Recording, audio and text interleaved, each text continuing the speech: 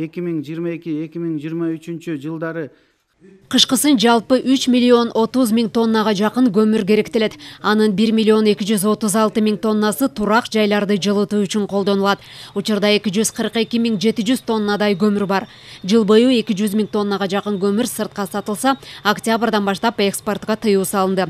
Азыркы тапта кара кече 300 миң тоннага карата кара алтынды жүктөп Бишкекке жеткирүүгө даяр турат. Мындан сырткары Казакстандан 400 миң тонна көмүр импортталат. Министрлик калкка жеткиликтүү болуш үчүн көмүрдүн баасын көзөмөлдөө иштерин күчөттү. Жыл сайын кышка маал көмүр тартыштыгы жана анын асман чапчыган баасы коомчулукту дүрбөлөңгө салып келет.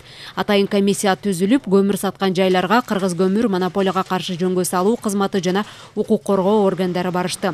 Көмүрдүн 1 тоннасына 4 миң сом деп баа коюлду. Бир гана сүлүктүнүн көмүрү колдо казылып сапаты мыкты болгондуктан 1 тоннасы 8 миң сомдун тегерегинде сатылат. Бүгүнкү күндө жылуулук ишкананын от казандары ремонттоо иштери жүргүзүлүп, калкты жылуулук берүүгө даяр. Өзүңөр билгендей жылуулук берүү аба ырайын 5 күн катары +8 градус болсо, биз жылуулукту шаарга күйгүзө баштайбыз. Бул жерде стратегиялык объектилердин жетекчилери отурат.